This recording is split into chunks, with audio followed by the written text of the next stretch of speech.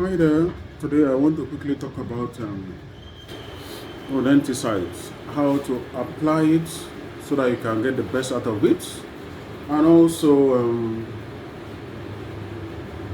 their mode of actions because there are different types of rodenticides. So that if you got it anytime you go to the market, so get rodenticide, you try to check the active ingredients and know how they work, so that you know what to expect. Okay. Now, how you apply rodenticides to get the best out of it? Sometimes it's good for you to apply more than one bait. We have here power kill, we have rat wiper, we have rattles guard, we also have here commando powder. So we even have another one here. This one is called curats. A lot of them, but we deal with them based on their active ingredients. All right. So how do you use it? For you to get the best out of it, try to use maybe one from two families or different baits. Might have the same active ingredient but different baits. This will also lead to different attraction. So you can drop. Maybe this one is seed like in nature. You can drop like 3, 4, 5 seeds. Also break this one. This one is like cake. You break it and also drop around. And also this one, 3 of them. The right might decide to love all of them. They might choose one. So with these, you must always get results. But if you don't have much money, you can reduce it to 2. But buying one is always probability, because sometimes if the rodent has choice, they will not eat it. They will eat their regular food.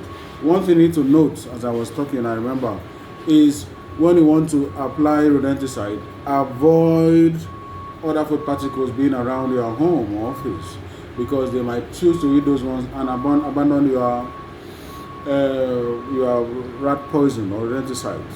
So some persons, so when they are applying this, dropping this, they will keep bread or what do you call it, crayfish close to the rat poison, so that it will attract the rats or rodents or mouse.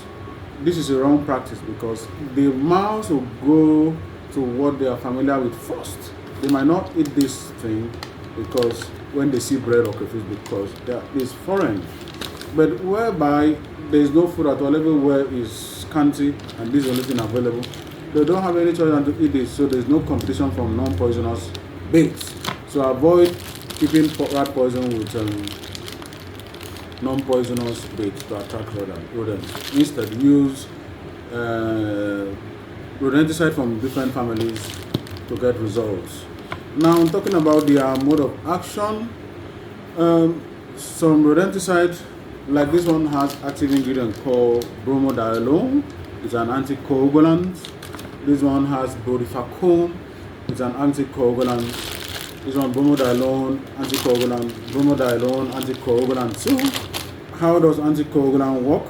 They basically attack an enzyme called vitamin K reductase, vitamin K epoxide reductase. It's an enzyme that helps in recycling vitamin K.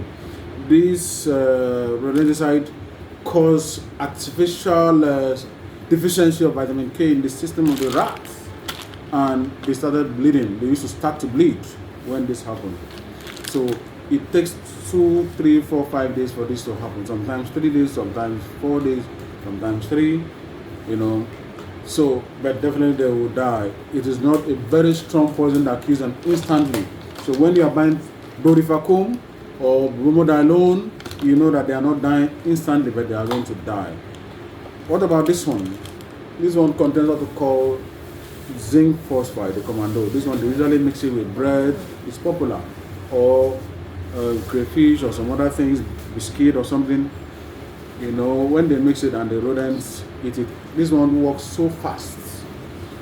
But the disadvantage with this is that they tend to be secondary poisoning. If the rat dies and another thing like snake picks the rat to eat, the rat will die.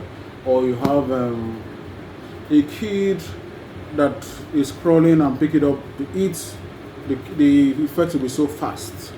So I usually tell my client to use it with caution. It works fast, and there's also bit shyness with this. So it's always usually under probability. If you are fortunate, rodents in the house pick up poison that you use this to prepare, it kills them fast. But please do it with caution. So this one, the the mode of action is basically it works on the mitochondria. It's uncoupled respiratory chain. This is where ATP is generated, and then also triphosphate is the fuel that we all need. What I'm using to talk, what I'm using to walk, or in case of mouse, what they're using to crawl, to eat. When this chain of cycle of chains is uncoupled, there will be no production of energy, which is in form of ATP, and the mouse will be weak. You see it is looking at you and it will not run. It's because the respiratory chain, which is called oxidative phosphorylation, activities have been disrupted by this poison. So it's a very powerful one. So this one act fast, you keep it down, and the next morning they die. They're usually used with caution. But these ones kill slowly, but eventually, as far as they consume it, it will also die. So this is what you need to know for rodenticide when you are buying one. You need to know that you must check the active ingredients, know their mode of actions, so that you know what to expect. Thank you.